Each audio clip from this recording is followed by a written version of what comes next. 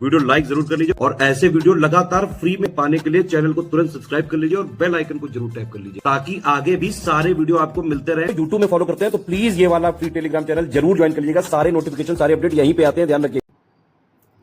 Hello friends, मैं Priyanka exam preparation के YouTube channel पर एक बार फिर से आप सभी का स्वागत करती हूँ। यूपीपीएससी प्रीलिम्स 2024 के लिए हम लोग GS full length mock test solve कर रहे हैं और आज टेस्ट नंबर 11 है। बाइलिंगुअल है जो कि इंग्लिश और हिंदी दोनों लैंग्वेज में दिया गया है। कुल 150 प्रश्न दिए गए हैं जैसे कि यूपीपीसीएस के एग्ज़ाम में पूछे जाते हैं। सेम वैसे ही प्रश्नों का संग्रह है। इसमें एग्ज़ाम ओरिएंटेड टेस्ट सीरीज़ है जो कि आपको फ्री वीडियो अवेलेबल कराया जा रहा है। अगर आप इनको सॉल्व करते हैं तो डेफिनेटली आपको इनसे प्रश्न आपके एग्ज़ाम में मिलने वाले हैं। तो बिना देर के आपको पूरा वीडियो देखना है और इससे पहले के जो भी मॉक टेस्ट हुए हैं वो मैंने प्लेलिस्ट में ऐड कर दिए हैं। बहुत ही इंपॉर्टेंट टेस्ट सीरीज़ है आपके लिए। आप पहले इनको सॉल्व कीजिए। आपका जो भी स्कोर बने वो कमेंट करके ज़रूर बताइए। अगर किसी क्वेश्चन में प्रॉब्लम हो रही है, कन्फ्यूज़न है, आप कमेंट करके पूछ सकते हैं। अदरवाइज़ आप क्या कर सकते हैं कि इसमें जो प्रॉब्लम है उसको आप एक जगह नोट कीजिए। जो नहीं याद हो रहा शॉर्ट नोट्स प्रिपेयर कीजिए, फिर उसको लर्न कीजिए। ठीक है, तो ये एक तरीका हो गया आपको इस टेस्ट को सॉल्व करने के लिए। अगर आप पेड कोर्स में इंटरेस्टेड हैं तो इन दिए गए नंबर्स पे कॉल या मैसेज करके जानकारी ले सकते हैं। यूपीपीसीएस प्रीलिम 2024 के लिए नया कोर्स चल रहा है। आरओ री एग्ज़ाम के लिए बेस्ट आपके लिए एक कोर्स लॉन्च किया गया मात्र 800 रुपये में, जिसमें आपको सारा मटेरियल अवेलेबल मिलेगा। वीडियो क्लासेस दी जा रही हैं। ठीक है, तो इसके लिए आप ऐप डाउनलोड करके अपने कोर्स को परचेज कर सकते हैं और अभी 20% का डिस्काउंट चल रहा है। ज्ञान सब कूपन कोड है। इसके अलावा जो बच्चे यूपीपीएससी 2025 को टारगेट कर रहे हैं उनके लिए भी नया कोर्स आ चुका है। तो अभी से तैयारी में जुट जाइए और सिलेक्शन ले सकते हैं। तो इन नंबर्स पे कॉल या मैसेज करके जानकारी ले सकते हैं। चलिए आज की क्लास स्टार्ट करते हैं। पहले प्रश्न में सूची ए को सूची बी से मैच करना है। एक तरफ गैसेस हैं और वो कहाँ मिलेंगी उसके बारे में पूछा गया। उनके सोर्सेज दिए गए हैं। सूची ए में मीथेन है, नाइट्रोजन ऑक्साइड है, सल्फर ऑक्साइड है और कार्बन डाइऑक्साइड है। सूची बी में श्वसन, ज्वालामुखी, आर्द्रभूमि और बिजली चमकना है। नीचे कोड दिए गए, इन्हीं के अनुसार मैच करना है। देखिए इसका राइट आंसर क्या होगा। मीथेन आर्द्रभूमि से मैच करेंगे। नाइट्रोजन ऑक्साइड बिजली चमकना, सल्फर ऑक्साइड इसके लिए आप ज्वालामुखी और कार्बन डाइऑक्साइड श्वसन के बाद रिलीज होती है। तो ऑप्शन यहाँ पर डी करेक्ट है। सेकंड क्वेश्चन देखिए, निम्नलिखित में से कौन सा जोड़ा सही सुमेलित नहीं है। पहला है पारिस्थितिकी, अर्नेस्ट हैकेल ने दिया। सेकंड है पारिस्थितिकी तंत्र, आर्थर टैंसले ने दिया। सी है जैव विविधता, वॉल्टर जी रोसन ने दिया। डी है बायोम, ईपी ओडम ने दिया। इसमें से जो सही सुमेलित नहीं है वो हो जाएगा ऑप्शन डी। थर्ड क्वेश्चन है, इलाहाबाद से पहले उत्तर प्रदेश उच्च न्यायालय की स्थापना किस स्थान पर की गई थी। ऑप्शन ए है आगरा, ऑप्शन बी है मेरठ, ऑप्शन सी है फैज़ाबाद, ऑप्शन डी है कानपुर। इसका राइट आंसर होगा ऑप्शन ए आगरा में। तो यूपी का जो हाई कोर्ट है 1866 में आगरा में स्थापित किया गया था। बाद में 1869 में से इलाहाबाद में स्थानांतरित कर दिया गया था। फोर्थ क्वेश्चन है, जुलाई 1937 में कांग्रेस निम्नलिखित में से किस किस प्रांत में अपना मंत्रिमंडल बनाया था। पहला असम, दूसरा उत्तर पश्चिमी प्रांत, थर्ड है बंगाल और चौथा है पंजाब। इसका राइट आंसर होगा ऑप्शन सी, पहला और दूसरा। तो जुलाई 1937 में कांग्रेस ने 6 प्रांतों में अपना मंत्रिमंडल गठन किया था। मद्रास में, बॉम्बे में, मध्य भारत, उड़ीसा, बिहार और संयुक्त प्रांत में। बाद में कांग्रेस ने क्षेत्रीय दलों के साथ गठबंधन करके असम और उत्तर पश्चिमी प्रांत में भी अपना मंत्रिमंडल गठित कर लिया था। तो सिंध, बंगाल और पंजाब को छोड़कर कांग्रेस 8 प्रांतों में सत्ता से उभरी थी। फिफ्थ क्वेश्चन है, निम्नलिखित में से कौन सा जीवाणु वायुमंडलीय नाइट्रोजन को मिट्टी में स्थिर नहीं करता है। Option A Nostoc, option B Rhizobium, option C है ऑसिलिटोरिया, ऑप्शन डी है बिफिडोबैक्टीरिया। इसका राइट आंसर होगा ऑप्शन डी, बिफिडोबैक्टीरिया नहीं करता है। ठीक है, मिट्टी में नाइट्रोजन स्थिरीकरण करने में जो जीवाणु सक्षम होते हैं उसमें नॉस्टॉक है, राइजोबियम, ऑसिलिटोरिया है, नबीना है, एजोस्पिरिलम है, एजोरोबैक्टर है, ये सारे आते हैं। जो बिफिडोबैक्टीरिया प्रोबायोटिक्स नाम का बैक्टीरिया होता है, एक समूह होता है जो हमारी पेट में जो आंत है, पेट और आंत है, इसमें रहता है, पाचन करने में मदद करता है और हानिकारक बैक्टीरिया को दूर रखता है। सिक्स्थ क्वेश्चन है, निम्नलिखित में से कौन सा कथन सही नहीं है। पहला है कार्बोहाइड्रेट का पाचन मुंह में शुरू होता है। बी है प्रोटीन का पाचन पेट में शुरू होता है। सी है लिपिड का पाचन छोटी आंत में होता है और डी है वसा मुख्य रूप से यकृत में पचता है। इसका जो गलत है वो हो जाएगा ऑप्शन डी, ये जो वसा है, फैट है, छोटी आंत में पचता है, ना कि यकृत में। 7वां क्वेश्चन है, ब्लू बेबी सिंड्रोम किसके कारण होता है? ऑप्शन ए है रेडियोधर्मी प्रदूषण, ऑप्शन बी मृदा प्रदूषण, ऑप्शन सी जल प्रदूषण, ऑप्शन डी प्रकाश प्रदूषण। इसका राइट आंसर हो जाएगा option C, blue baby syndrome होता है नाइट्रेट से दूषित पानी से। 8वां क्वेश्चन है, निम्नलिखित में से किसने एंटी सर्कुलर सोसाइटी की स्थापना की थी? Option A Subhash Chandra Bose, option B Sachindra Prasad Bose, option C Liaquat Ali Khan और ऑप्शन डी मौलाना अबुल कलाम आज़ाद। इसका राइट आंसर हो जाएगा ऑप्शन बी। तो एंटी सर्कुलर सोसाइटी की स्थापना 1905 में हुई थी सचिंद्र प्रसाद बोस के द्वारा। ये जो एंटी सर्कुलर सोसाइटी है कार्लाइल आदेश के खिलाफ थी। सर्कुलर के मुताबिक अगर कोई कॉलेज सरकारी आदेश का उल्लंघन करता है और छात्र शिक्षण संस्थान छोड़ देता है तो सरकार की ओर से संस्थान की कोई सहायता नहीं दी जाएगी। 9वां क्वेश्चन अब देखिए, उत्तर प्रदेश में आज़ादी के बाद पहली बार विधानसभा का गठन किस वर्ष हुआ था? ऑप्शन ए 1952, ऑप्शन बी है 1949, ऑप्शन सी 1956 और ऑप्शन डी 1950। तो यूपी में विधान परिषद की स्थापना 1937 में हुई थी। ठीक है, सर सीताराम इसके पहले अध्यक्ष थे और उत्तर प्रदेश विधान परिषद की कुल सदस्य संख्या 100 है। तो इसका राइट आंसर हो जाएगा ऑप्शन ए। आज़ादी के बाद जो गठन हुआ वो 1952 में हुआ। 10वां क्वेश्चन है, निम्नलिखित में से कौन सा सही सुमेलित है? पहला है मोहो डिस्कॉन्टिन्यूटी ऊपरी क्रस्ट और निचले क्रस्ट के बीच है। सेकंड है लेहमैन डिस्कॉन्टिन्यूटी बाहरी कोर और आंतरिक कोर के बीच। सी है कॉनरॉड डिस्कॉन्टिन्यूटी निचला क्रस्ट और ऊपरी मेंटल। और डी है गुटेनबर्ग असंततता ऊपरी मेंटल और निचले मेंटल के बीच। इनमें से कौन सा एक सही सुमेलित है? हो जाएगा ऑप्शन बी, जो लेहमैन डिस्कॉन्टिन्यूटी है आउटर कोर बाहरी कोर के और आंतरिक कोर के बीच होता है। जो मोहो है वो मोहो डिस्कॉन्टिन्यूटी होगी निचले क्रस्ट और ऊपरी मेंटल के बीच। ठीक है, जो कॉनरॉड वाली है, कॉनरॉड किसके बीच होगी? कॉनरॉड याद कर लीजिए, ऊपरी क्रस्ट निचला क्रस्ट, गुटेनबर्ग याद करिए निचला मेंटल और बाहरी कोर। ठीक है, ये याद रखिएगा, इसका अलग से निचला मेंटल हो जाएगा और बाहरी कोर, और लेहमैन तो आपको दिया ही गया है। 11वां क्वेश्चन है, निम्नलिखित कथनों पर विचार करें। पहला कथन है स्तरित बादल गर्मी की हानि के कारण बनते हैं। सेकंड है पक्षाब मेघ भारी वर्षा और तूफान का कारण बनते हैं। थर्ड है वर्षी बादल सतह के बहुत करीब बनते हैं। इनमें से कौन सा स्टेटमेंट करेक्ट है? राइट आंसर ऑप्शन सी, पहला और तीसरा कथन सही है, दूसरा गलत है। ठीक है, अब देखिए जो स्टेटस बादल होते हैं, स्टेटस बादल, ठीक है, स्तरित बादल जिनको बोलते हैं, ये गर्मी के नुकसान या विभिन्न तापमानों के वायु द्रव्यमान के मिश्रण के कारण बनने वाले ये परतदार बादल होते हैं। फिर आता है निम्बस बादल। ये बादल कम ऊंचाई पर और सतह के करीब बनते हैं और आमतौर पर काले या भूरे रंग के होते हैं और वर्षा लाने के लिए यही बादल रिस्पॉन्सिबल होते, भारी वर्षा और तूफान का कारण बनते हैं। ठीक है, तो ये दूसरा कथन इसलिए गलत हो गया, पक्षाब मेघ नहीं निम्बस है। फिर आता है वर्षी बादल जिसे बोलते हैं हम लोग सिरस बादल, और उसमें जो ऊंचाई होती है इनकी 8000 से 12000 मीटर की ऊंचाई होती, सफ़ेद रंग के होते, बिखरे बिखरे बादल, ये बहुत ऊंचाई पर होते हैं। ठीक है, तो इस तरीके से आपको बादलों में डिफरेंस याद रखना होगा मेघों में। 12वां क्वेश्चन है, ग्रहों की हवाओं का स्वरूप जिन कारकों पर निर्भर करता वे हैं। पहला है पृथ्वी का परिक्रमण, सेकंड है पृथ्वी का घूर्णन, थर्ड है महासागर और महाद्वीपों का वितरण। इनमें से कौन से कथन सही है? इसका राइट आंसर हो जाएगा ऑप्शन बी, केवल दूसरा और तीसरा सही है। ठीक है, तो पृथ्वी का जो परिक्रमण है इसके द्वारा क्या होता है ये याद रखिए, इसके द्वारा मौसम में परिवर्तन होता है। 13वां क्वेश्चन है, दियारा खेती की जाती है शुष्क क्षेत्र में, बाढ़ प्रभावित क्षेत्र में, सी पर्वतीय क्षेत्र में या पठारी क्षेत्र में। राइट आंसर हो जाएगा ऑप्शन बी, ये जो बाढ़ प्रभावित क्षेत्र है वहाँ पर दियारा खेती की जाती है, मुगल काल के दौरान ये शुरू हुई थी। 14वां क्वेश्चन है, निम्नलिखित में से क्या मथुरा कला विद्यालय की विशेषता नहीं है? ऑप्शन है बुद्ध के सिर के चारों ओर प्रभामंडल, बी है सिंहासन की उपस्थिति, सी है बुद्ध पद्मासन में बैठे हैं, डी है बुद्ध के लंबे लहराते बाल। इसका राइट आंसर हो जाएगा ऑप्शन डी। 15वां क्वेश्चन है, भूकंप के संबंध में निम्नलिखित कथनों पर विचार करें। पहला, प्राथमिक तरंगें सबसे पहले सतह पर आती हैं। सेकंड है, प्राथमिक तरंगें ठोस, तरल और गैस में यात्रा कर सकती हैं। थर्ड है, प्राथमिक तरंगें सर्वाधिक विनाशकारी होती हैं। इनमें से कौन सा कथन सही है?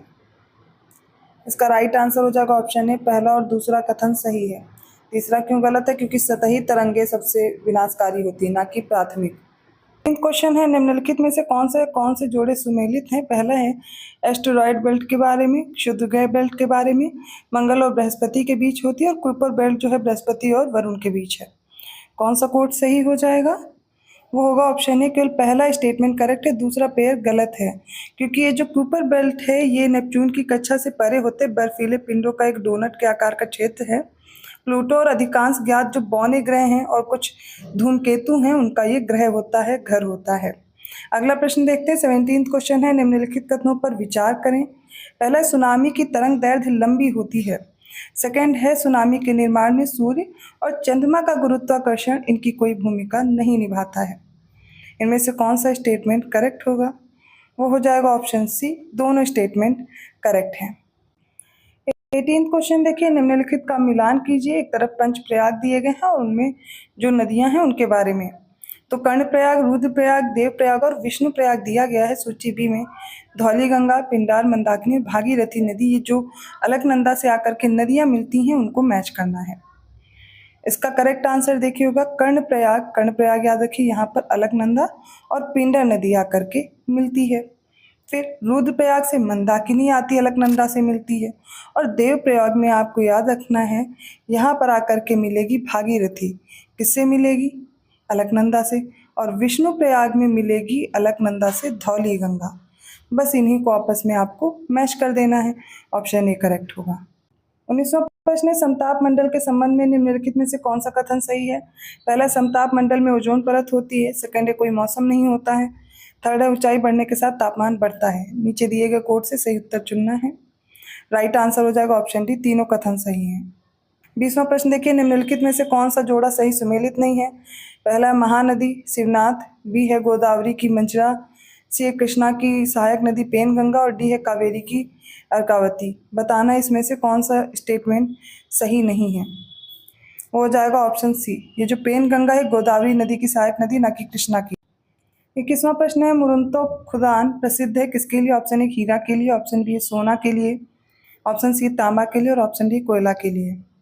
इसका राइट आंसर होगा ऑप्शन बी, सोने के लिए प्रसिद्ध है, उज्बेकिस्तान में पाई जाती है। 22वां प्रश्न है, निम्नलिखित का मिलान करें। एक तरफ चेरनोजम है, सीरोजम्स है और ब्रूनिज्म है। इसमें सूची बी में स्टेपी, गर्म रेगिस्तान और प्रेरी क्षेत्र में ये पाए जाते हैं, इनको आपस में मैच करना है। इसका राइट आंसर देखिए क्या होगा। चेरनोजेम्स ये स्टेपीज में मिलेगी, और ये जो सीरोजेम्स है गर्म रेगिस्तान में, और ब्रूनिज्म ये प्रेरी क्षेत्र में मिलेगी। देखिए ये जो चेरनोजम है इसका मतलब होता है काली धरती, सबसे उपजाऊ मिट्टी होती है और स्टेपी क्षेत्र में पाई जाएगी। सीरोजेम्स कहाँ मिलेगी? मध्य अक्षांशों के गर्म रेगिस्तान में पाई जाती है। मिट्टी में इसमें ह्यूमस की मात्रा कम मिलेगी। जो ब्रूनिज्म्स है, प्रेरी मिट्टी भी कहते हैं इसे, महाद्वीपों के जो अंदरूनी हिस्से हैं वहाँ पर पाई जाती है, और वार्षिक वर्षा यहाँ पे 60 से 100 सेंटीमीटर के बीच होती है। इसका विकास घास के मैदानों में किया जाता है और इसमें ह्यूमस की मात्रा बहुत अधिक होती है। 23वां क्वेश्चन है, निम्नलिखित में से कौन सी गर्म महासागरीय धारा है? ऑप्शन ए है फ्लोरिडा, ऑप्शन बी है Kennedy, option C Venezuela, option D Falkland. Right answer हो जाएगा इसका ऑप्शन है फ्लोरिडा। ठीक है, अटलांटिक महासागर की गर्म जल धारा है, बाकी सारी ठंडी हो जाएंगी। 24वां क्वेश्चन है, निम्नलिखित का मिलान करें। एक तरफ शीतोष्ण घास के मैदान है, दूसरी तरफ उनका क्षेत्र है। तो पंपास है, डाउन्स है, वेल्स है और ग्रैंड चाको है। सूची बी में पराग्वे, दक्षिण अफ्रीका, उरुग्वे और ऑस्ट्रेलिया है, आपस में मैच कीजिए। तो देखिए जो पंपास है अर्जेंटीना और उरुग्वे वाले क्षेत्र में मिलता है पंपास। ए का 3 हो जाएगा, 2 ऑप्शंस में दिया गया है। सेकंड है डाउन्स, डाउन्स रट लीजिए, आपको ऑस्ट्रेलिया में मिलेगा। ठीक है, तो बी का 4 हो गया। वेल्स कहाँ मिलेंगे? दक्षिण अफ्रीका में। और ग्रैंड चाको लास्ट ऑप्शन आपके पास बचा पराग्वे, बस करेक्ट हो जाएगा। और यहाँ पर ऑप्शन कौन सा करेक्ट होगा? वो हो जाएगा ऑप्शन बी। इसके अलावा कुछ और याद रखिए, घास के मैदान जैसे कि प्रेरी है, उत्तरी अमेरिका और कनाडा वाले क्षेत्र में मिलती है ना। बाकी सारे आपने देख ही लिए हैं। 25वां क्वेश्चन देखिए, निम्नलिखित में से सही विकल्प चुनें। पहला, पीएम कृषि सिंचाई योजना 2015 में शुरू की गई थी। सेकंड है, इसमें इस योजना का लक्ष्य 2026 तक सभी किसानों को सिंचाई सुविधा प्रदान करना है। थर्ड है, वर्तमान में देश के कुल बोए गए क्षेत्र के 70% से अधिक हिस्से में सिंचाई सुविधा उपलब्ध है। निम्नलिखित में से कौन सा कथन सही है? राइट आंसर ऑप्शन सी, केवल पहला कथन सही है, दूसरा और तीसरा गलत है, क्योंकि इस योजना का जो लक्ष्य है ना वो 2024 तक है। पहली चीज़ ये। अब तीसरा क्यों गलत है वो भी देखिए, यहाँ पर 52% का जो क्षेत्र है यहाँ पर सिंचाई सुविधा उपलब्ध है। 26वां प्रश्न है, निम्नलिखित में से कौन सा जोड़ा सही नहीं है? पहला मैकाल सेड़ी की ऊंची चोटी अमरकंटक है, बी है महादेव पहाड़ियों की धूपगढ़ चोटी है, सी है राजमहल पहाड़ियों की पारसनाथ और डी विंध्याचल की अरमाकोंडा। इसका राइट आंसर होगा ऑप्शन डी, ये गलत है। विंध्याचल श्रेणी की सबसे ऊंची चोटी सद्भावना चोटी, ठीक है। और ये जो अरमाकोंडा है ये आंध्र प्रदेश की सबसे ऊंची चोटी है, इसलिए ये इनकरेक्ट था। 27वां प्रश्न देखिए, सोना पानी ग्लेशियर निम्नलिखित में से किस पर्वत श्रृंखला में स्थित है? ऑप्शन ए पीर पंजाल, ऑप्शन बी है Karakoram, option C Garhwal, option D है जास्कर। इसका राइट आंसर हो जाएगा ऑप्शन ए पीर पंजाल। 28वां प्रश्न है, निम्नलिखित में से कौन सी ठंडी स्थानीय हवा नहीं है? Option A brickfielder, option B levanter, option C है पूना और ऑप्शन डी है पापागायो। इसका राइट आंसर होगा ऑप्शन ए, जो ब्रिकफील्डर है ऑस्ट्रेलिया वाले क्षेत्र में चलती है और ये शुष्क और गर्म हवा होती है। ठंडी हवाओं में मिस्ट्रल है जो स्पेन और फ्रांस में चलती है, बोरा एड्रियाटिक सागर में चलती है, जो बर्फीला तूफान है कनाडा और यूएसए में चलती है, बुरेन चलती है रूस में, नॉर्टे मध्य अमेरिका में, पेम्पेरो भी है दक्षिण अमेरिका में, जो लेवेंथर दी गई है ये स्पेन में चलती है, दक्षिण स्पेन में। पापागायो ये मैक्सिको के मध्य क्षेत्र में चलती है, पूना एंडीज क्षेत्र में।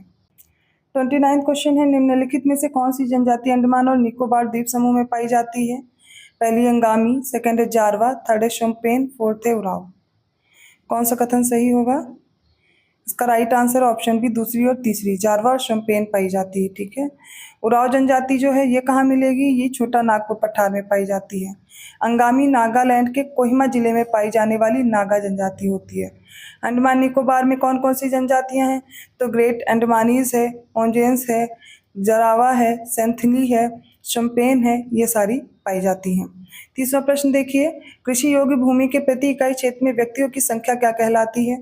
ऑप्शन ए भौतिक घनत्व, ऑप्शन बी है कृषि घनत्व, ऑप्शन सी वास्तविक घनत्व और ऑप्शन डी प्राथमिक घनत्व।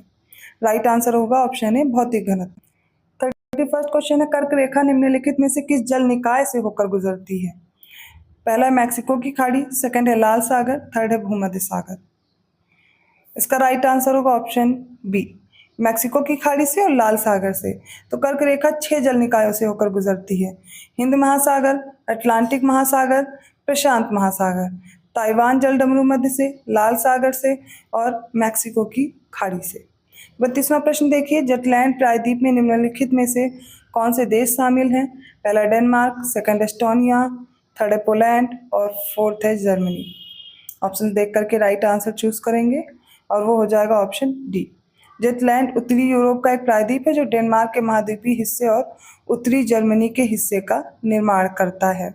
यहाँ पर आपको राइट आंसर चूज करना ऑप्शन डी। 33rd क्वेश्चन है, निम्नलिखित में से कौन सा जोड़ा सुमेलित नहीं है? ए है फोबोस मंगल ग्रह, बी है कैलिस्टो बृहस्पति, सी गैनीमेड अरुण और डी है पेंडोरा शनि। ये प्राकृतिक उपग्रह बताने हैं कौन से सही सुमेलित नहीं है।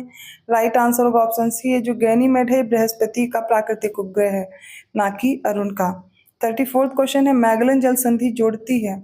ऑप्शन ए अटलांटिक महासागर और प्रशांत महासागर को, बी अटलांटिक महासागर और हिंद महासागर को, सी है हिंद महासागर और प्रशांत महासागर को, डी है अटलांटिक महासागर और भूमध्य महासागर को। इसका राइट आंसर होगा ऑप्शन ए, अटलांटिक ओशन और पैसिफिक ओशन को मैगलन जल संधि जोड़ती है। 35th क्वेश्चन है, उत्तर प्रदेश के पहले भेड़ और बकरी पालन प्रशिक्षण केंद्र का हाल ही में उद्घाटन कहाँ किया गया है? ऑप्शन ए है औरैया, ऑप्शन बी है इटावा, ऑप्शन सी है जालौन और ऑप्शन डी है झांसी। राइट आंसर क्या होगा? Option B Etawah. 36th question देखिए, 2 कथन दिए गए हैं, बताना है कौन सा कथन सही है। पहला है, देश में कुल 13 महारत्न कंपनियां हैं। सेकंड है, हाल ही में भारत इलेक्ट्रॉनिक्स लिमिटेड को महारत्न कंपनी का दर्जा दिया गया है। कौन सा विकल्प इसमें सही है? हो जाएगा ऑप्शन ए, केवल पहला कथन सही है, दूसरा गलत है। 2023 तक कुल 16 नवरत्न और 13 महारत्न कंपनियां हो गई हैं। हाल ही में ऑयल इंडिया लिमिटेड को, यहाँ पर ये सही करना है, ऑयल इंडिया लिमिटेड को महारत्न कंपनी का दर्जा दिया गया है। 37वां प्रश्न है, हाल ही में खबरों में रहा फॉकलैंड कैंप भारत के निम्नलिखित में से किस पूर्वोत्तर राज्य में स्थित है? ऑप्शन ए है नागालैंड, ऑप्शन बी है मेघालय, ऑप्शन सी मणिपुर और ऑप्शन डी है मिजोरम। राइट आंसर हो जाएगा option D Mizoram. 38th question है, किस राज्य ने अमृत वृक्ष आंदोलन शुरू किया है जिसने गिनीज वर्ल्ड रिकॉर्ड बनाया है? Option A Arunachal Pradesh, option B Assam, option C Orissa और option D Paschim Bangal. Right answer इसका हो जाएगा ऑप्शन बी असम सरकार ने। 39वां क्वेश्चन है, निम्नलिखित कथनों पर विचार करें। पहला है उत्तराखंड में गोला नदी पर जमरानी बांध बनाया जाएगा। सेकंड है गोला नदी रामगंगा की सहायक नदी है। थर्ड है जमरानी बांध से उत्तर प्रदेश के रामपुर और बरेली जिले को फायदा होगा। निम्नलिखित में से कौन सा कथन सही है? राइट आंसर ऑप्शन डी तीनों करेक्ट है। 40वां प्रश्न है, डिजिटल प्रतिस्पर्धा सूचकांक में भारत का कौन सा स्थान है? पहला 42वां, बी है 44वां, सी है 49वां और डी है 51st। इसमें राइट आंसर हो जाएगा ऑप्शन सी 49 है। ये international institute for management development Switzerland द्वारा जारी की जाती है, जिसमें भारत की रैंक 49 है।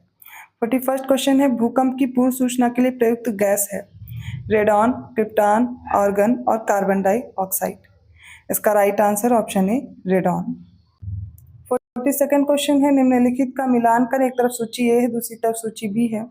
इसमें सर्वेंट्स ऑफ इंडिया सोसाइटी है, भारतीय राष्ट्रीय कांग्रेस है, ब्रिटिश इंडिया एसोसिएशन है और मद्रास महाजन सभा। इनके आपस में जो स्थापना वर्ष हैं उनके अनुसार मैच करना है। तो देखिए, सर्वेंट्स ऑफ इंडिया सोसाइटी की स्थापना 1905 में हुई थी गोपाल कृष्ण गोखले के द्वारा। भारतीय राष्ट्रीय कांग्रेस की स्थापना आप सभी को रटा ही होगा 1885 में ए.ओ. ह्यूम के द्वारा।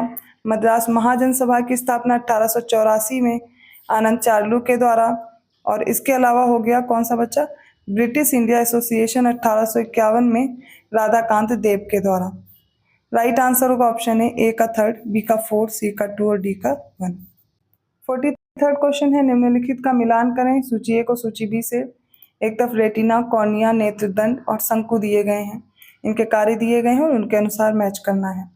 देखिए इसका राइट आंसर क्या होगा। रेटिना छवि निर्माण का कार्य करता है, कॉर्निया प्रकाश का अपवर्तन करता है, जो नेत्रदंड है कम रोशनी दृष्टि अर्थात धुंधलेपन के लिए आवश्यक, और जो शंकु है ये रंग दृष्टि के लिए रिस्पॉन्सिबल होता है। Right answer option B. चलिए 44वां क्वेश्चन अब देख लेते हैं। भारत में ब्रिटिश सरकार द्वारा कार्लाइल सर्कुलर क्यों जारी किया गया था? ऑप्शन ए बंगाल विभाजन के दौरान छात्रों के आंदोलन को दबाने के लिए, बी भारतीय सिविल सेवाओं में प्रवेश आयु कम करने के लिए, सी समाचार पत्रों के लिए लाइसेंस अनिवार्य बनाना और डी भारत छोड़ो आंदोलन के दौरान राजनीतिक सभाओं को रोकने के लिए। राइट आंसर होगा ऑप्शन ए। इसका सही उत्तर होगा जो कार्लाइल सर्कुलर है 22 अक्टूबर 1905 को जारी किया गया था और इस सर्कुलर के अनुसार यदि कोई कॉलेज सरकारी आदेश का उल्लंघन करता है और छात्र शैक्षणिक संस्थान छोड़ देता है तो सरकार द्वारा संस्थान को कोई भी सहायता प्रदान नहीं की जाएगी। 45वां क्वेश्चन है, महात्मा गांधी पहली बार कांग्रेस के मंच पर किस वर्ष उपस्थित हुए? Option A 1901, option B 1915, option C 1924 और ऑप्शन डी 1906। इसका राइट आंसर याद कर लीजिएगा, ऑप्शन ए 1901 में। 46वां प्रश्न है, निम्नलिखित में से किसने वाराणसी में प्रथम संस्कृत महाविद्यालय की स्थापना की थी? Option A William Petrie, option B Jonathan Duncan, option C है रोजर ड्रेक और option D Cartier. Right answer इसका क्या होगा? ऑप्शन बी जोनाथन डंकन ने 1791 में वाराणसी में सरकारी संस्कृत कॉलेज की स्थापना की थी। पंडित काशीनाथ इसके पहले शिक्षक और आचार्य थे। 47 क्वेश्चन में देखिए, सूची ए को सूची बी से मैच करना है। एक तरफ कुछ युद्ध हैं और उस समय कौन था गवर्नर जनरल, ये पूछा गया है। ऑप्शन ए बक्सर का युद्ध, ऑप्शन बी प्लासी का युद्ध, ऑप्शन सी वांडीवॉस का युद्ध और डी है प्रथम कर्नाटक युद्ध। सूची बी में सरायर कूट है, मेजर स्ट्रिंगर लॉरेंस है, रॉबर्ट क्लाइव है और हेक्टर मुनरो है। तो इनको मैच करते हैं। सबसे पहले जो बक्सर का युद्ध हुआ 1764 में हुआ था।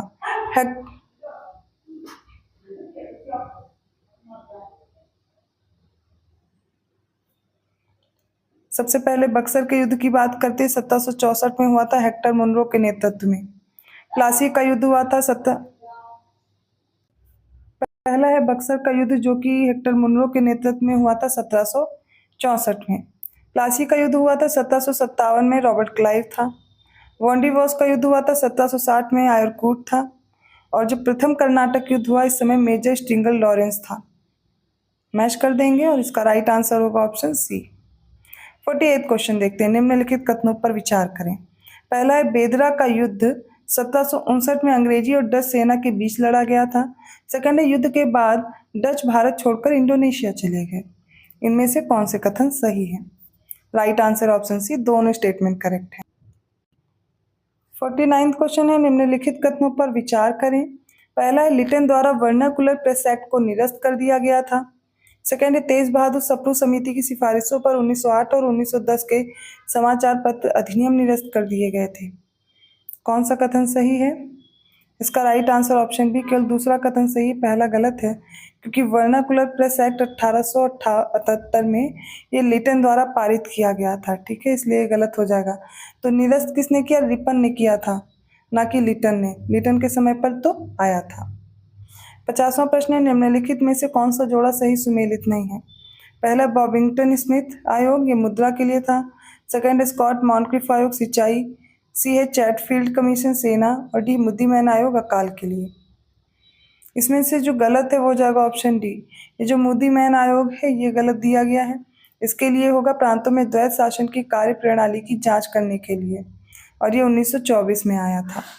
इसके अलावा कुछ और आयोग हैं, सबसे पहले एक एक करके हम इनको ही डिस्कस करेंगे और फिर आगे बढ़ेंगे। तो स्कॉट मॉनक्रिफ आयोग जो है ये 1901 में आया था, सिंचाई के लिए कर्जन के समय पर। ठीक है, तो ये जो फाउलर आयोग है ये भी एल्गिन द्वितीय के समय पर आया था, मुद्रा के लिए 1898 में। इसके अलावा फ्रेजर कमीशन याद कर लीजिए, कर्जन के समय पर आया, पुलिस सुधार के लिए 1902 में। बॉबिंगटन जो है ये बॉबिंगटन स्मिथ आयोग 1919 में आया था, जेम्स फोर्ड के समय पर मुद्रा से संबंधित। मुद्दीमैन मैं बता चुकी हूँ, रीडिंग के समय पर आया। बटलर आयोग ये भी याद कर लीजिए, 1927 में इरविन के समय पर आया था, भारतीय राज्यों का ब्रिटिश ताज के साथ जो संबंध है उसके बारे में। विटली आयोग ये याद कर लीजिए, 1929 में इरविन के समय पर श्रम सुधार के लिए। चैटफील्ड कमीशन 1939 में आया था, लिन लिथिगो के टाइम पर, सेना के लिए। और फ्लड कमीशन जो है ये 1940 में आया, लिन लिथिगो के समय पर, बंगाल में किराएदारी के लिए।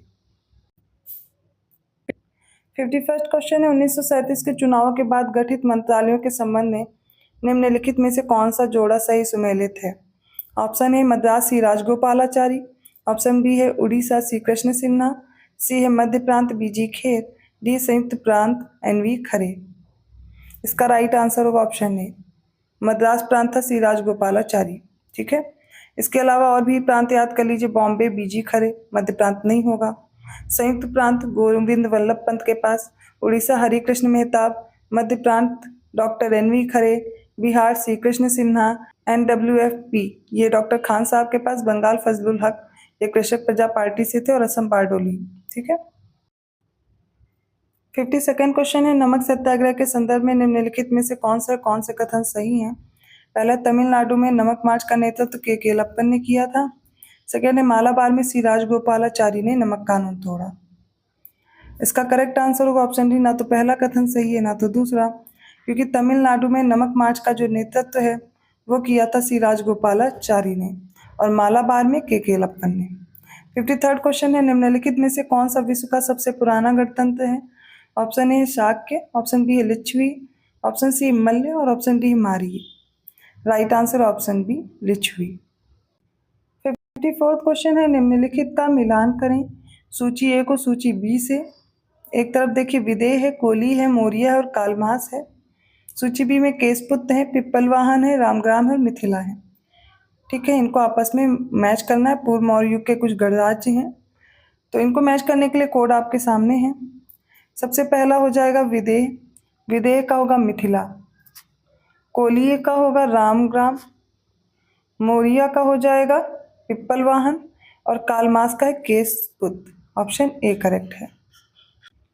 55वां क्वेश्चन, नीचे दी गई विशेषताओं से हड़प्पा स्थल की पहचान करें। पहला है मिश्रित फसल का साक्ष्य।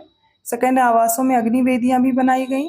थर्ड है घग्गर नदी के तट पर स्थित है। सही उत्तर का चयन करें। इसमें लोथल, कालीबंगन, बनावली और धोलावीरा है। इसका राइट आंसर है ऑप्शन बी, कालीबंगन। इसका उत्खनन किया था बीबी लाल और के घोष के द्वारा। राजस्थान में घग्गर नदी के तट पर स्थित है। सबसे पहले जुते हुए खेत का साक्ष्य मिला। मिट्टी की ईंटों का इसमें प्रयोग किया गया था। कुएं हर घर में पाए गए थे। मिश्रित फसल के साक्ष्य मिले और बेलनाकार मोहरे। 56 क्वेश्चन की ओर बढ़ते हैं। ऋग्वैदिक धर्म में किसी जंगल की देवी कहा जाता था? Option A Aranyani. Option B है उषा। Option C Aditi. और ऑप्शन डी है वास्तुस्पति। इसका राइट आंसर होगा ऑप्शन ए, अर्नायनी थी जंगल की देवी। उषा थी भोर की देवी, अदिति अनंत काल की देवी और वास्तुस्पति ये बस्तियों की देवता थे, बस्तियों के देवता। 57 क्वेश्चन में निम्नलिखित का मिलान करें सूची ए को सूची बी से। ठीक है, उत्तरापथ, दक्षिणापथ, कलिंग और अवंती पथ है। इसमें उज्जैन, तुसाली, सुवर्णगिरी और तक्षशिला दिया गया है। तो इनमें से बताना है कौन सा करेक्ट होगा ऑप्शन। इसका राइट आंसर हो जाएगा ऑप्शन सी। कैसे देखिए, उत्तरापथ तक्षशिला, दक्षिणापथ सुवर्णगिरी, कलिंग हो जाएगा तोसली और अवंती पथ की उज्जैन। 58 क्वेश्चन देखिए, चालुक्यों के संदर्भ में निम्नलिखित कथनों पर विचार करें। पहला है मंदिरों का निर्माण वेसर शैली में किया गया था। सेकंड है एहोल शिलालेख पुलकेशिन प्रथम से संबंधित है। थर्ड है एहोल शिलालेख रवि कीर्ति द्वारा लिखा गया था। फोर्थ है चालुक्यों ने चित्रकला में वाकाटक शैली को अपनाया था। इनमें से कौन सा कथन सही है? इसका राइट आंसर है ऑप्शन बी। पहला, तीसरा और चौथा स्टेटमेंट करेक्ट है। ठीक है, और ये जो एहोल शिलालेख है हर्षवर्धन की हार के बारे में बताता है, जिसके बाद पुलकेशिन द्वितीय ने दक्षिण पथेश्वर की उपाधि प्राप्त की थी, इसलिए सेकंड स्टेटमेंट इनकरेक्ट है। 59 क्वेश्चन है, निम्नलिखित में से किस साम्राज्य पर औरंगजेब ने कब्जा कर लिया था? पहला है बीजापुर, सेकंड है बीदर, थर्ड है गोलकुंडा, फोर्थ है अहमदनगर। इसका राइट आंसर होगा ऑप्शन है पहला और तीसरा। इसमें बीजापुर और गोलकुंडा था जिस पर औरंगजेब ने कब्जा कर लिया था। 60वां प्रश्न है, विजयनगर साम्राज्य में चेट्टी कौन थे? ऑप्शन ए बुनकर, ऑप्शन बी पीतल श्रमिक, ऑप्शन सी सुनार और ऑप्शन डी व्यापारी। तो याद रखिए ऑप्शन डी करेक्ट होगा। चेट्टी व्यापारी थे जो अपनी संपत्ति के लिए जाने जाते थे और बैंकर और अकाउंटेंट भी थे। 61st क्वेश्चन है, शुंग वंश के शासकों को कालानुक्रम में व्यवस्थित करें। पहला अग्निमित्र, सेकंड है सुमित्र, थर्ड है देवभूति। तो इसका राइट आंसर होगा ऑप्शन सी 1 2 3 राइट दिया गया है। ठीक है, अगला प्रश्न देखते हैं, मोहम्मद बिन तुगलक के बारे में निम्नलिखित में से कौन सा कथन सत्य नहीं है? पहला, उन्होंने एक नए कृषि विभाग की स्थापना की जिसे दीवाने कोही के नाम से जाना जाता है। सेकंड है, उनके शासनकाल के दौरान बहमनी साम्राज्य और विजयनगर साम्राज्य की स्थापना की गई थी। सी, उन्होंने मेरठ के अशोक स्तंभ और टोपरा को दिल्ली स्थानांतरित कर दिया। डी, उसने राजधानी को दिल्ली से देवगिरी स्थानांतरित कर दिया था। इसका राइट आंसर होगा ऑप्शन सी, उन्होंने मेरठ के अशोक स्तंभ और टोपरा को दिल्ली स्थानांतरित कर दिया था। गलत है, क्योंकि ये कार्य किया था फिरोज शाह तुगलक ने, ना कि मोहम्मद बिन तुगलक ने। 63rd क्वेश्चन में देखिए, कौन सा जोड़ा सही सुमेलित नहीं है? तो रामानुजाचार्य विशिष्टाद्वैतवाद से जुड़े हैं, मध्वाचार्य द्वैतवाद से, सी है निम्बार्क द्वैताद्वैत और डी है रघुनंदन शुद्धाद्वैत। इसमें जो गलत हो जाएगा वो ऑप्शन डी है। शुद्धाद्वैत या शुद्ध अद्वैतवाद का दर्शन वल्लभाचार्य द्वारा प्रतिपादित किया गया था, रघुनंदन नहीं होंगे। 64th क्वेश्चन है, बहमनी साम्राज्य में अमीर जुमला कौन था? ऑप्शन ए वित्त विभाग के प्रमुख, ऑप्शन बी जेल प्रमुख, ऑप्शन सी पुलिस विभाग के प्रमुख और ऑप्शन डी विदेश विभाग के प्रमुख। राइट आंसर है अमीर जुमला था वित्त विभाग के प्रमुख। पुलिस विभाग का प्रमुख होता था कोतवाल और विदेश विभाग का जो प्रमुख था वो वजीर अशरफ होता था। 65th क्वेश्चन है, निम्नलिखित में से किस अंग्रेज को अकबर ने हीरो के जांच के लिए नियुक्त किया था? Option A Thomas Best, option B William Leeds, option C है जॉन न्यूबेरी और ऑप्शन डी है जॉन चाइल्ड। इसका राइट आंसर हो जाएगा ऑप्शन बी विलियम लीड्स। तो विलियम लीड्स एक हीरा विशेषज्ञ थे और अकबर ने हीरो के सत्यापन के लिए नियुक्त कर लिया था। अब इसमें से जो न्यूबेरी थे पहले अंग्रेज थे जो भारत आए थे और अकबर के शासनकाल में आए थे। 66 क्वेश्चन है, निम्नलिखित में से कौन प्राथमिक प्रदूषक है? पहला है कार्बन मोनोऑक्साइड, सेकंड है नाइट्रोजन ऑक्साइड, थर्ड है फ्लाई ऐश, फोर्थ है ओजोन। राइट आंसर हो जाएगा option B 1 2 3 carbon monoxide, nitrogen oxide और फ्लाई ऐश। 67 क्वेश्चन देखिए, निम्नलिखित में से कौन सा जोड़ा सही सुमेलित नहीं है? SDG 6 है, ये स्वच्छ जल और स्वच्छता के लिए है। SDG 7 सस्ती और स्वच्छ ऊर्जा और SDG 13 भूमि पर जीवन और SDG 14 है पानी के लिए नीचे जीवन। इसमें जो इनकरेक्ट है वो ऑप्शन सी है। 68 क्वेश्चन है, कथन है यूट्रोफिकेशन सुपोषण जल निकायों में घुलित ऑक्सीजन को बढ़ाता है। कारण है पोषक तत्वों से भरपूर जल निकायों के कारण शैवाल और फाइटोप्लैंक्टन की अत्यधिक वृद्धि होती है। नीचे दिए गए कूट के अनुसार उत्तर देना है। इसका राइट आंसर है ऑप्शन ए, कथन गलत है लेकिन कारण इसका सही है। देखिए, यूट्रोफिकेशन जल निकायों में पोषक तत्वों के जुड़ने का परिणाम होता है। अत्यधिक पोषक तत्वों के कारण जल निकायों में शैवाल और फाइटोप्लैंक्टन की वृद्धि होती है। इस प्रकार शैवाली प्रस्फुटन सुपोषण का परिणाम है और शैवाल के खिलने से सूर्य के प्रकाश का प्रवेश बाधित हो जाता है, जिससे ऑक्सीजन की पुनः पूर्ति भी बाधित होती है। इसलिए यूट्रोफिकेशन जल निकायों में घुलित ऑक्सीजन को कम कर देता है। ठीक है, 69वां क्वेश्चन देखते हैं। एलोजेनिक अनुक्रम के संदर्भ में निम्नलिखित कथनों पर विचार करें। पहला है, यह जैविक और अजैविक दोनों कारकों से संचालित होता है। सेकंड है, यह अधिकतर प्राथमिक अनुक्रम से संबंधित है। उपर्युक्त में से कौन से कथन सही हैं? राइट है आंसर ऑप्शन बी, दूसरा सही है, पहला गलत है, क्योंकि अजैविक कारकों द्वारा संचालित होता है पारिस्थितिकी ये जो एलोजेनिक है, तो ये इसमें गलत हो जाएगा पहला स्टेटमेंट। इसमें उदाहरण अगर दें तो बाढ़, सूखा, ज्वालामुखी विस्फोट, भूकंप आदि इनके कारण होने वाला जो पारिस्थितिक उत्तराधिकार एलोजेनिक उत्तराधिकार है, ये उदाहरण हो जाता है। अधिकतर प्राथमिक उत्तराधिकार से संबंधित होता है, जहाँ निर्जीव भौतिक संस्थाएं पारिस्थितिक उत्तराधिकार के प्राथमिक चालक हैं। यहाँ पर आप इंग्लिश में ज़रूर पढ़ लिया करिए, क्योंकि काफ़ी बार ये नहीं हो पाता है, हिंदी में नहीं समझ आता है, तो इसे एलोजेनिक सक्सेशन बोलते हैं। ठीक है, इसको आप पढ़ेंगे तो आसानी से समझ आएगा। अगला प्रश्न है, निम्नलिखित को क्रोनोलॉजिकल ऑर्डर में व्यवस्थित करें। पहला जैव विविधता अधिनियम, सेकेंड है पर्यावरण संरक्षण अधिनियम, थर्ड है वन्य जीव संरक्षण अधिनियम और फोर्थ है वन संरक्षण अधिनियम। मोस्ट इंपॉर्टेंट क्वेश्चन है, इसको अरेंज करेंगे तो देखिए, जो पर्यावरण संरक्षण अधिनियम है ये आया 1986 में, जैव विविधता अधिनियम आया 2002 में, वन्य जीव संरक्षण अधिनियम 1972 में और वन संरक्षण अधिनियम 1980 में। बस अरेंज करेंगे तो क्या हो जाएगा? ऑप्शन है 3, 4, 2, 1। 71वां क्वेश्चन है, भारत के किस राज्य में पवन ऊर्जा की सबसे बड़ी स्थापित क्षमता है? ऑप्शन ए Rajasthan, option B Maharashtra, option C Gujarat और option D Tamil Nadu. Right answer option D Tamil Nadu. 72वां question है, निम्नलिखित में से कौन सा युग्म सही है? पहला डॉप्सन इकाई ओजोन मापने के लिए, सेकंड है 1 carbon credit 1 metric ton carbon dioxide के बराबर है। इसका राइट आंसर ऑप्शन सी, दोनों स्टेटमेंट करेक्ट है। सूची ए को सूची बी से मिलाना है। एक तरफ जल संरक्षण तकनीक है, दूसरी तरफ राज्य है। इसमें पेमघरा, खत्ती, मदकस, आपातानी ये सारी तकनीक दी गई हैं और राज्यों में अरुणाचल प्रदेश, उड़ीसा, हिमाचल प्रदेश और कर्नाटक है। चलिए मैच करते हैं, तो देखिए पेमघरा हो जाएगी उड़ीसा की, खत्ती हो जाएगी हिमाचल प्रदेश की, मदकस याद कर लीजिए है कर्नाटक की, आपातानी हो जाएगी अरुणाचल प्रदेश की। बस मैच करेंगे तो ऑप्शन डी मिल जाएगा। 74वां क्वेश्चन है, निम्नलिखित जोड़ियों पर विचार करें और सही कथन बताएं।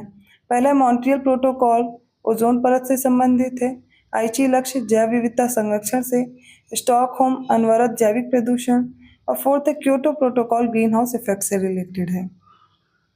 इसका राइट आंसर होगा ऑप्शन डी, चारों स्टेटमेंट करेक्ट है। चलिए 75वां क्वेश्चन देखिए, अरोरा और उपग्रह किस वायुमंडलीय परत में होते हैं? समताप मंडल, मध्य मंडल, ताप मंडल या फिर बाह्य मंडल। राइट आंसर है ऑप्शन सी, थर्मोस्फीयर या फिर इसी को ताप मंडल बोलते हैं। तो थर्मोस्फीयर होती कहाँ? मीजोस्फीयर के ठीक ऊपर शुरू होता है और 600 किलोमीटर की ऊंचाई तक फैला होता है। अरोरा और उपग्रह इसी परत में पाए जाते हैं। 76 क्वेश्चन है, निम्नलिखित में से किसमें एल्बिडो सबसे अधिक है? ऑप्शन ए ताज़ा बर्फ, ऑप्शन बी समुद्री बर्फ, option C glacier, option D है घास। और इसका राइट आंसर हो जाएगा ऑप्शन ए ताज़ा बर्फ में। 77वां क्वेश्चन है, हाल ही में शांति के लिए एशियाई बौद्ध सम्मेलन का आयोजन किया गया था। Option A Japan, option B है भारत, ऑप्शन सी मंगोलिया और ऑप्शन डी है लाओस। राइट आंसर क्या होगा? ऑप्शन इसमें से आपको चुनना होगा ऑप्शन बी, भारत। जो पहला वाला प्रश्न है एल्बिडो के बारे में, एक बात और जान लीजिए, इसमें सबसे ज़्यादा ताज़ा बर्फ में होगी एल्बिडो, फिर पुरानी बर्फ, घने बादल, पतले बादल, समुद्री बर्फ, ग्लेशियर, सूखी रेत, सूखी मिट्टी और सबसे कम घास में होगी। ठीक है, सबसे ज़्यादा ताज़ा बर्फ में। 78 क्वेश्चन देखिए, निम्नलिखित में से कौन सा तत्व पौधों में पाले और सूखे के प्रति प्रतिरोध सुनिश्चित करता है? Option A calcium, option B nitrogen, option C magnesium और option D potassium. Right answer है ऑप्शन डी, पोटेशियम। 79वां क्वेश्चन है, निम्नलिखित में से कौन सा पौधा इसमें माइक्रोन्यूट्रिएंट नहीं है? Option A sulphur, magnesium, chlorine, phosphorus. Right answer option C, chlorine micronutrient पौधे में नहीं है।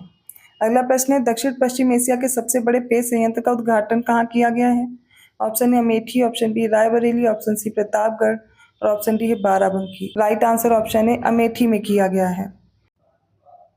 81st क्वेश्चन है, निम्नलिखित में से कौन सा जोड़ा सही सुमेलित है? ऑप्शन ए शिव थापा निशानेबाजी, बी है प्रियांशु राजावत बैडमिंटन, सी है योगेश सिंह बॉक्सिंग, डी है सुमित नागल शतरंज। इसका राइट आंसर होगा option B, Priyanshu Rajawat badminton से संबंधित हैं, शिव थापा मुक्केबाजी से, योगेश सिंह याद कर लीजिए निशानेबाजी से और सुमित नागल हैं टेनिस से रिलेटेड। 82nd क्वेश्चन है, हाल ही में किस नृत्य शैली को मानवता की अमूर्त सांस्कृतिक विरासत की यूनेस्को सूची में शामिल किया गया है? Option A Garba Gujarat, option B Kuchipudi Andhra Pradesh, option C Odissi Odisha और ऑप्शन डी गिद्दा पंजाब का। इसका राइट आंसर होगा ऑप्शन ए गरबा गुजरात का। 83rd क्वेश्चन है, केंद्रीय सतर्कता आयोग के बारे में निम्नलिखित कथनों पर विचार करें। पहले सारे कथन देखिए।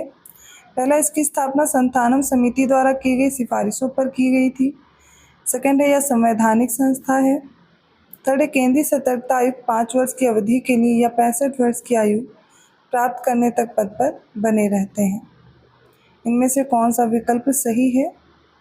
वो हो जाएगा ऑप्शन सी, केवल पहला कथन सही है, दूसरा और तीसरा गलत है।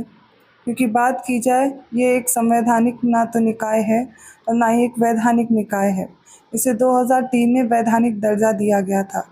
दूसरा कथन गलत है, ठीक है, तो ये संवैधानिक संस्था नहीं है। सेकंड है, इसका जो अगला स्टेटमेंट इनकरेक्ट है। तो केंद्रीय सतर्कता आयुक्त की जो अवधि है वो 4 वर्ष की अवधि होती है या 65 वर्ष की आयु प्राप्त करने तक के पद पर बने रहते हैं। यहाँ पर 5 वर्ष दिया गया था, इसलिए इनकरेक्ट है। 84th क्वेश्चन है, उत्तर प्रदेश में लोकायुक्त का कार्यकाल है। ऑप्शन ए 3 साल, ऑप्शन बी है 5 साल, ऑप्शन सी है 8 साल और ऑप्शन डी है 10 साल। राइट आंसर ऑप्शन सी 8 साल, ठीक है, क्या है 8 साल। तो यूपी में जो लोकायुक्त और उप लोकायुक्त हैं, ये संशोधन अधिनियम 2012 के माध्यम से इनका जो कार्यकाल है वो 8 वर्ष कर दिया गया है। 85th क्वेश्चन देखिए, निम्नलिखित में से कौन सी भाषा भारतीय संविधान की 8वीं अनुसूची के तहत मान्यता प्राप्त नहीं है? ऑप्शन ए है नेपाली, ऑप्शन बी है संथाली, ऑप्शन सी है डोगरी और ऑप्शन डी है भोजपुरी। इसका right answer option D Bhojpuri नहीं है। इसमें असमिया है, बंगाली है, गुजराती, हिंदी, कन्नड़, कश्मीरी, कोंकणी, मलयालम, मणिपुरी, मराठी, नेपाली, उड़िया भी है। इसके अलावा पंजाबी, संस्कृत, सिंधी, तमिल, तेलुगु, उर्दू, बोडो, संथाली, मैथिली और डोगरी है। कुल 22 भाषाएं हैं 8वीं अनुसूची के तहत। 86th क्वेश्चन में निम्नलिखित का मिलान करना। सूची ए का सूची बी से। एक तरफ राज्य हैं और उनका स्थापना वर्ष है। नागालैंड, गुजरात, त्रिपुरा और मिजोरम को आपस में मैच करना है। चलिए राइट आंसर देखते हैं। नागालैंड की स्थापना हुई थी 1963 में, जो कि 2 में दिया गया है। गुजरात 1960 में स्थापित होता है, त्रिपुरा 1972 और बचा मिजोरम 1987। मैच करेंगे तो ऑप्शन ए करेक्ट होगा। 87 क्वेश्चन है, निम्नलिखित में से किस संवैधानिक संशोधन के तहत सिक्किम भारत का अभिन्न अंग बनाया गया था? ऑप्शन ए 42वां संशोधन अधिनियम, ऑप्शन बी 44वां, ऑप्शन सी है 36वां और ऑप्शन डी 71वां संविधान संशोधन अधिनियम। इसका राइट आंसर होगा ऑप्शन सी। तो 1974 के जो 35वें संविधान संशोधन अधिनियम होता है उसके तहत सिक्किम को सहयोगी राज्य का दर्जा दिया गया था, लेकिन 36वां संवैधानिक संशोधन अधिनियम आता है 1975, जिसके माध्यम से सिक्किम भारत का 22वां राज्य बन गया था। चलिए 88 क्वेश्चन देखते हैं। निम्नलिखित में से कौन समवर्ती सूची में शामिल है? ऑप्शन ए कृषि आय पर कर, ऑप्शन बी दिवालिया और शोधन क्षमता, ऑप्शन सी राष्ट्रीय महत्व का संस्थान और ऑप्शन डी मत्स्य पालन। राइट आंसर होगा ऑप्शन बी दिवालिया और शोधन क्षमता। 89th क्वेश्चन है, निम्नलिखित में से कौन सा एक जोड़ा सही सुमेलित नहीं है? ऑप्शन ए पुंछी आयोग केंद्र राज्य संबंध के विषय में, ऑप्शन बी है जॉन मथाई, ये प्राक्कलन समिति के अध्यक्ष थे, सी है कृष्ण मेनन, ये सार्वजनिक उपक्रम समिति से संबंधित है और डी है NN वोहरा 7वां वेतन आयोग। इनमें से जो एक सुमेलित नहीं है वो ऑप्शन डी हो जाएगा। 7वें केंद्रीय वेतन आयोग की अध्यक्षता न्यायमूर्ति श्री अशोक कुमार माथुर ने की थी, ठीक है, और यहाँ पर इसलिए ये ऑप्शन इनकरेक्ट था। NN वोहरा समिति ने भारत में राजनीति के अपराधीकरण और अपराधियों, राजनेताओं और नौकरशाहों के बीच साठगांठ की समस्या का अध्ययन किया था। अगला प्रश्न है, भारत के संविधान की दूसरी अनुसूची में निम्नलिखित में से किसका उल्लेख नहीं है? ऑप्शन ए प्रधानमंत्री, ऑप्शन बी है राष्ट्रपति, ऑप्शन सी है राज्यों के राज्यपाल और ऑप्शन डी उच्च न्यायालयों के न्यायाधीश। इसका राइट आंसर होगा ऑप्शन ए प्रधानमंत्री। तो भारतीय संविधान की दूसरी अनुसूची निम्नलिखित परिलब्धियों, महत्व और विशेषाधिकार से संबंधित प्रावधान से है, जैसे कि भारत के राष्ट्रपति हो गए, राज्यों के राज्यपाल हो गए, लोकसभा के अध्यक्ष और उपाध्यक्ष, राज्यसभा के सभापति और उपसभापति, राज्य विधानसभाओं के अध्यक्ष उपाध्यक्ष भी इसमें आते हैं, राज्य विधानसभाओं के अध्यक्ष उपाध्यक्ष, उच्चतम न्यायालय और उच्च न्यायालयों के न्यायाधीश इसमें आएंगे और भारत का नियंत्रक महालेखा परीक्षक भी। 91 क्वेश्चन है, निम्नलिखित कथनों पर विचार करें। पहले सारे कथन देखिए। पहला, केंद्रीय प्रशासनिक न्यायाधिकरण के सदस्य न्यायिक और प्रशासनिक दोनों निकायों से लिए जाते हैं। सेकंड है, प्राकृतिक न्याय के सिद्धांत द्वारा निर्देशित हैं। उपरोक्त में से कौन से कथन सही हैं? राइट आंसर ऑप्शन सी, दोनों करेक्ट हैं। 92 क्वेश्चन है, निम्नलिखित का मिलान करें। सूची ए का सूची बी से। एक तरफ राज्य हैं और उनकी राज्यसभा सीटें हैं, बिहार, पंजाब, गुजरात और महाराष्ट्र की। इसका राइट आंसर चूज करेंगे। बिहार में है 16, 2 हो जाएगा। पंजाब में 7 हैं, गुजरात में याद कर लीजिए 11 हैं और बचा हुआ महाराष्ट्र में कितनी हो जाएंगी? 19। ठीक है, बस यही मैच कर देंगे। इसका राइट आंसर होगा ऑप्शन बी। 93 क्वेश्चन है, निम्नलिखित में से कौन सा जोड़ा सही सुमेलित नहीं है? ऑप्शन ए आर्टिकल 39 में समान कार्य के लिए समान वेतन है, बी आर्टिकल 44 में समान नागरिक संहिता है, सी आर्टिकल 39A में गरीबों को मुफ्त कानूनी सहायता दी गई है और ऑप्शन डी आर्टिकल 51 में न्यायपालिका को कार्यपालिका से अलग करना दिया गया है। इनमें से कौन सा विकल्प है जो सही सुमेलित नहीं है वो बताना है। हो जाएगा ऑप्शन डी, क्योंकि आर्टिकल 51 में अंतर्राष्ट्रीय शांति और सुरक्षा को बढ़ावा देना और राष्ट्रों के बीच न्यायपूर्ण और सम्मानजनक संबंध बनाए रखना है। तो फिर न्यायपालिका को कार्यपालिका से अलग रखना किस में है? वो हो जाएगा आर्टिकल 50 में। ठीक है, 94 क्वेश्चन देखिए, निम्नलिखित में से कौन सा जोड़ा सही सुमेलित है? ठीक है, पहला है राष्ट्रीय अनुसूचित जनजाति आयोग 89th कॉन्स्टिट्यूशनल अमेंडमेंट। सेकंड है राष्ट्रीय पिछड़ा वर्ग आयोग 101वां संविधान संशोधन। इसका कौन सा कथन सही है? वो हो जाएगा ऑप्शन ए, पहला कथन सही है, दूसरा गलत है, क्योंकि 102वां संशोधन अधिनियम होगा जिसमें राष्ट्रीय पिछड़ा वर्ग आयोग है। 95 क्वेश्चन है, संविधान के विशेष बहुमत द्वारा निम्नलिखित में से किसमें संशोधन किया जा सकता है? पहला है मौलिक अधिकार, सेकंड है राज्य के नीति निर्देशक सिद्धांत, थर्ड है अनुसूची 5 और फोर्थ है निर्वाचन क्षेत्रों का परिसीमन। इसका राइट आंसर होगा ऑप्शन ए, केवल पहला और दूसरा, मौलिक अधिकार और राज्य के नीति निर्देशक सिद्धांत। ठीक है, निर्वाचन क्षेत्रों का परिसीमन, अनुसूची 5 और अनुसूची 6 में संशोधन संसद के साधारण बहुमत से किया जा सकता है। 96 क्वेश्चन है, समवर्ती सूची का विचार कहाँ से उधार लिया गया है? ऑप्शन ए भारत सरकार अधिनियम 1935, ऑप्शन बी है ऑस्ट्रेलियाई संविधान, ऑप्शन सी है दक्षिण अफ्रीका के संविधान से और ऑप्शन डी है आयरिश संविधान से। राइट आंसर होगा ऑप्शन बी, ऑस्ट्रेलिया के संविधान से लिया गया समवर्ती सूची। व्यापार, वाणिज्य और अंतर पाठ्यक्रम की स्वतंत्रता, संसद के दोनों सदनों की संयुक्त बैठक, ये सब किसमें? ऑस्ट्रेलिया के संविधान से। 97 क्वेश्चन है, प्रोटेम स्पीकर निम्नलिखित में से किसे शपथ दिलाता है? ऑप्शन ए नवनिर्वाचित लोकसभा सदस्यों को, ऑप्शन बी लोकसभा के नवनिर्वाचित अध्यक्ष को, ऑप्शन सी ए और बी दोनों, ऑप्शन डी ना तो एक ना तो बी। इसका राइट आंसर होगा ऑप्शन ए, नवनिर्वाचित लोकसभा सदस्यों को। 98 क्वेश्चन है, निम्नलिखित में से कौन सा पहले केंद्र शासित प्रदेश नहीं था? Option A Himachal Pradesh, option B Arunachal Pradesh, option C Tripura और ऑप्शन डी सिक्किम। इसका राइट आंसर होगा ऑप्शन डी सिक्किम। 1947 तक सिक्किम चोग्याल द्वारा शासित एक भारतीय रियासत थी। 99 क्वेश्चन है, भारतीय संविधान का कौन सा अनुच्छेद निवास के आधार पर कुछ पदों के आरक्षण का प्रावधान करता है? Option A article 16 clause 2, option B article 16 clause 3, option C है आर्टिकल 16 क्लॉज 4 और option D article 16 clause 5। Right answer होगा ऑप्शन बी। अगला प्रश्न है, निम्नलिखित कथनों पर विचार करें। पहला है सिद्ध कदाचार या अक्षमता के आधार पर राष्ट्रपति द्वारा किसी उच्च न्यायालय के न्यायाधीश को हटाया जा सकता है। सेकंड है उच्च न्यायालयों के न्यायाधीशों का वेतन और पेंशन संबंधित राज्यों की समेकित निधि पर लगाया जाता है। इनमें से कौन सा है, कौन से कथन सही है? वो हो जाएगा ऑप्शन ए, केवल पहला सही है, दूसरा गलत है। क्योंकि उच्च न्यायालयों के न्यायाधीशों को देय वेतन और भत्ते संबंधित राज्य की संचित निधि पर भारित होते हैं और विधानमंडल में मतदान के अधीन नहीं होते हैं। उच्च न्यायालय के न्यायाधीश की पेंशन भारत की संचित निधि से ले ली जाती है।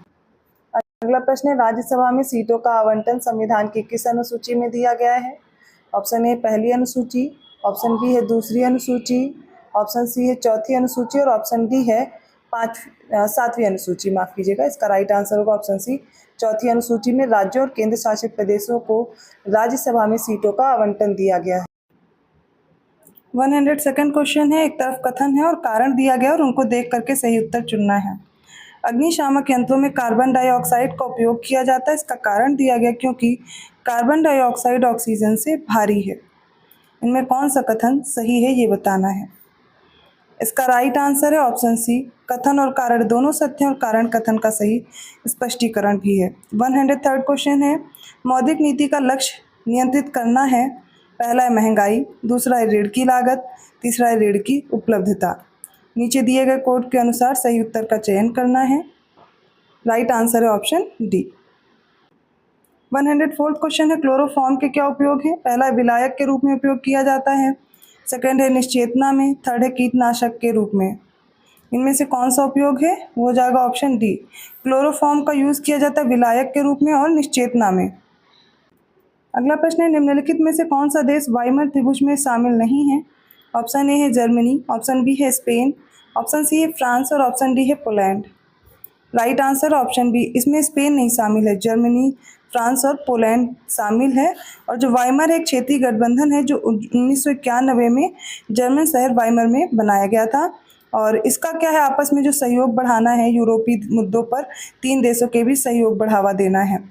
अगला प्रश्न है, हाल ही में निम्नलिखित में से किस राज्य ने मासिक बेरोजगारी भत्ते के लिए युवा निधि योजना शुरू की है? Option A MP, option B Uttarakhand, option C Karnataka और ऑप्शन डी है Rajasthan. Right answer option C Karnataka. 107th question, अंतर्राष्ट्रीय ऊंट महोत्सव कहाँ आयोजित किया गया था? Option A Ajmer, option B Dholpur, option C Jaisalmer और option D Bikaner. Right answer हो जाएगा ऑप्शन डी, बीकानेर के रायसर गांव में इसका आयोजन किया गया था। अगला प्रश्न है, अंतर्राष्ट्रीय मुद्रा कोष के अनुसार कृत्रिम बुद्धिमत्ता के कारण विश्व में कितने प्रतिशत नौकरियां खत्म होने का खतरा है? Option A 10%, option B 35%, option C 40% और ऑप्शन डी 60%। राइट आंसर हो जाएगा ऑप्शन सी 40%। ठीक है।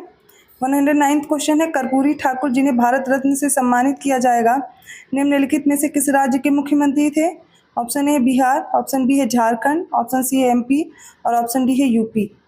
राइट आंसर ऑप्शन है बिहार के। 110वां प्रश्न है, सदा तनसीख भारत और किसके बीच एक संयुक्त सैन्य अभ्यास है? यूएई, सऊदी अरब, मिस्र और ओमान। राइट आंसर हो जाएगा सदा तनसीख हुआ है इसमें सऊदी अरब और भारत के बीच। ये राजस्थान में हुआ है, पहला संयुक्त अभ्यास है सदा तनसीख नाम से। ठीक है, भारतीय सेना और रॉयल सऊदी भूमि बलों के द्वारा। 111वां प्रश्न है, व्यवसाय करने में सुगमता सूचकांक में यूपी का कौन सा स्थान है? Option A first, option B second, option C third और ऑप्शन डी फोर्थ। इसका राइट आंसर ऑप्शन बी, दूसरे स्थान पर है। 112th क्वेश्चन है, यूपी बजट 2024-25 के अनुसार राज्य की बेरोजगारी दर है। Option A 1.4%, option B 2.4%, option C 4.8% और ऑप्शन डी है 6.0%। राइट आंसर ऑप्शन बी 2.4% है। 113वां प्रश्न है, उत्तर प्रदेश के कितने जिले राष्ट्रीय राजधानी क्षेत्र एनसीआर में शामिल हैं? ऑप्शन ए है 8, ऑप्शन बी है 12, ऑप्शन सी है 6 और ऑप्शन डी है 10। इसका राइट आंसर हो जाएगा ऑप्शन ए, इसमें 8 हैं। कौन कौन से? गौतम बुद्ध नगर, गाजियाबाद, हापुड़, बुलंदशहर, बागपत, मेरठ और मुजफ्फरनगर है। अभी जो प्रस्तावित हैं वो सहारनपुर, अलीगढ़ और मथुरा भी हैं। 114th क्वेश्चन है, सही कथन चुने। पहले सारे कथन देखिए। पहला, गंगा उत्तर प्रदेश के 28 जिलों से होकर बहती है। बी, गंगा उत्तर प्रदेश में बिजनौर जिले से प्रवेश करती है। सी है, गंगा बलिया से होकर बिहार में प्रवेश करती है और ऑप्शन डी है उपरोक्त सभी। राइट आंसर ऑप्शन डी, सारे कथन सही हैं। अगला प्रश्न है, 2023 में 33वां व्यास सम्मान पुरस्कार किसने जीता? Option A Sivasankari, option B Damodar Mauzo, option C Pushpa Bharti और ऑप्शन डी मानव कौल। इसका right answer option C Pushpa Bharti. इनको मिला है इनके संस्मरण के लिए यादें यादें और यादें के लिए। अगला प्रश्न है, एशिया प्रशांत आर्थिक सहयोग एपेक का मुख्यालय कहाँ स्थित है? Option A Singapore, option B Thailand, option C Indonesia और option D Malaysia. Right answer option A Singapore में। 107वां प्रश्न है, उत्तर प्रदेश के पहले फ्लोटिंग रेस्टोरेंट का उद्घाटन कहाँ किया गया? Option A Varanasi, option B है चित्रकूट, ऑप्शन सी है आगरा और ऑप्शन डी है प्रयागराज। राइट आंसर है ऑप्शन डी, प्रयागराज में किया गया, यमुना के तट पर। 118वां प्रश्न है, निम्नलिखित में से कौन सा काला आजार बीमारी को खत्म करने वाला पहला देश है? Option A Kenya, option B Bangladesh, option C Bharat और ऑप्शन डी है घाना। राइट आंसर हो जाएगा ऑप्शन बी बांग्लादेश।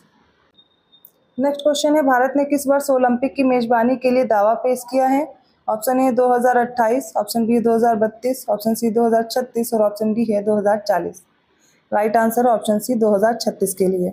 120वां प्रश्न है, लूपेक्स इसरो और किसका एक संयुक्त चंद्र मिशन है? Option A JAXA, option B SpaceX, option C है नासा और ऑप्शन डी है रोसकॉस्मोस का। इसका राइट आंसर हो जाएगा ऑप्शन ए, ये Japan aerospace exploration agency JAXA का और इसके साथ साथ इसरो का ये संयुक्त चंद्र मिशन है। 121वां प्रश्न है, निम्नलिखित में से कौन सा जोड़ा सही सुमेलित नहीं है? पहला पेलाग्रा नियासिन की कमी से, बी है बेरी बेरी थाइमीन की कमी से, सी है मानसिक बीमारी पायरिडॉक्सिन की कमी से और डी है किलोसिस पेंटोथेनिक एसिड की कमी से।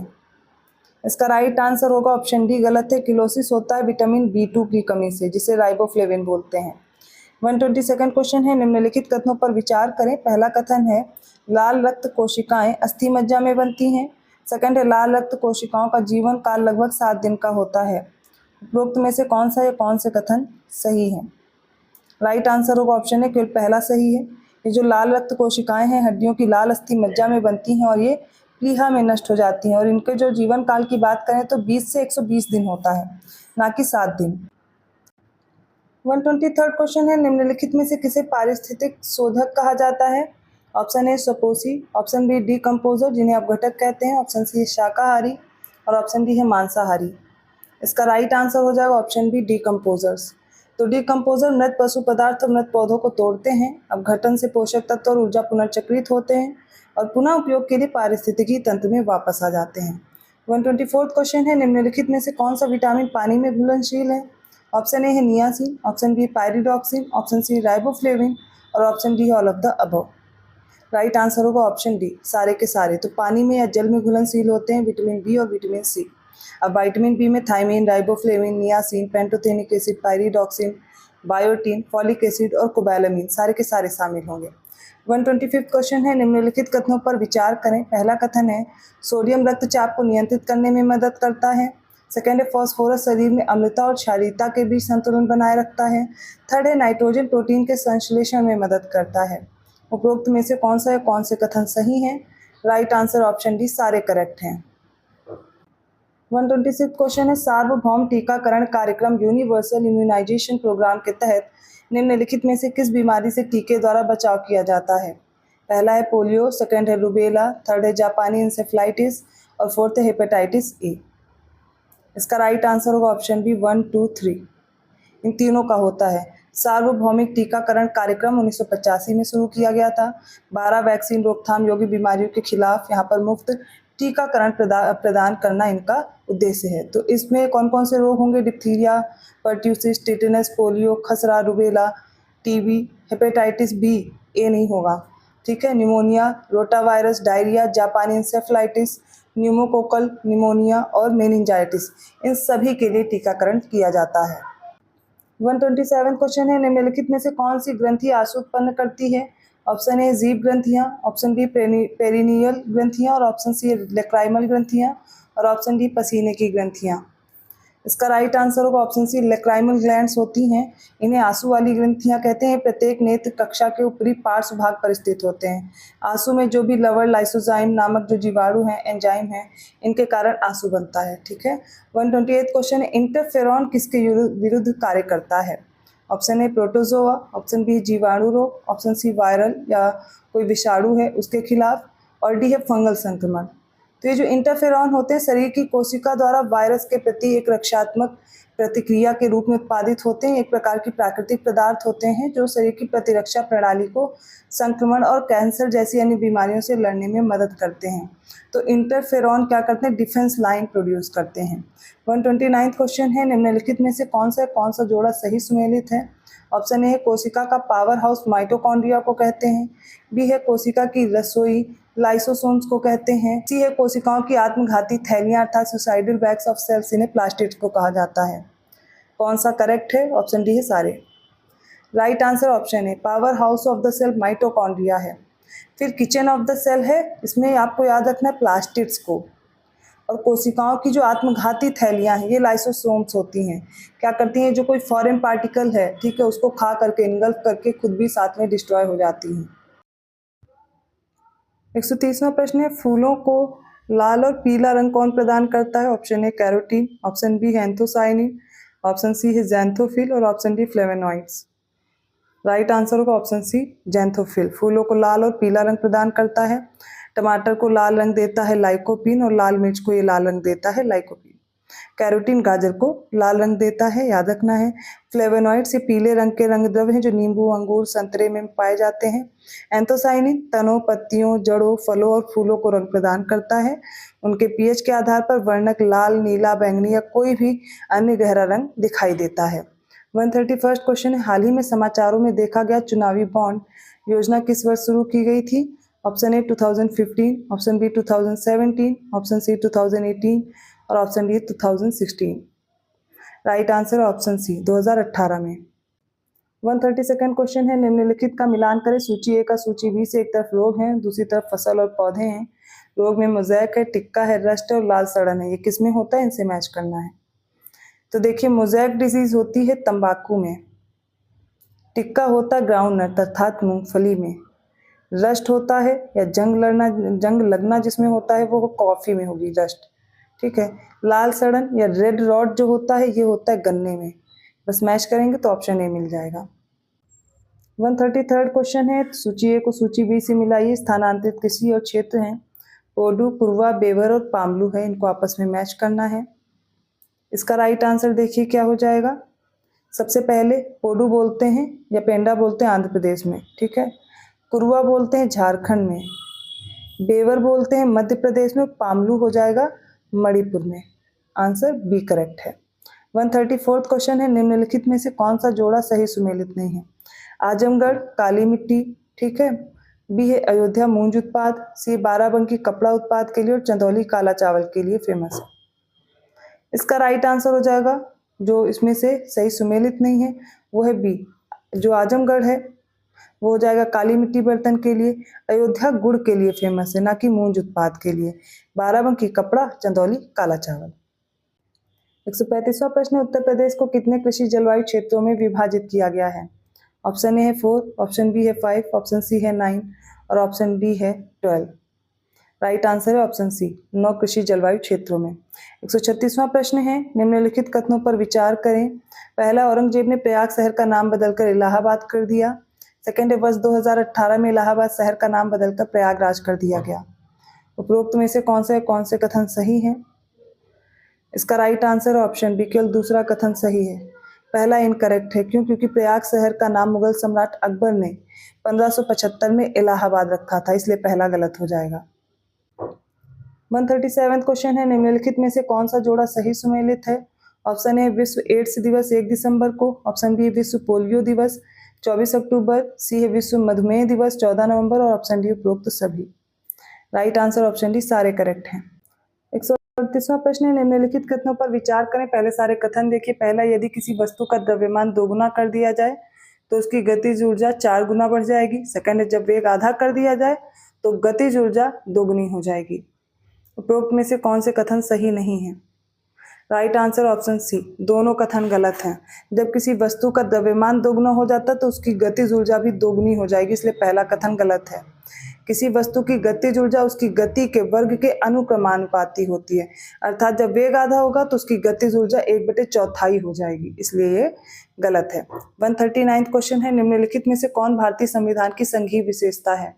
ऑप्शन ए राज्य विनाशकारी नहीं है, ऑप्शन बी आपातकालीन प्रावधान, ऑप्शन सी अखिल भारतीय सेवाएं और ऑप्शन डी संविधान की कठोरता। राइट आंसर होगा ऑप्शन डी संविधान की कठोरता।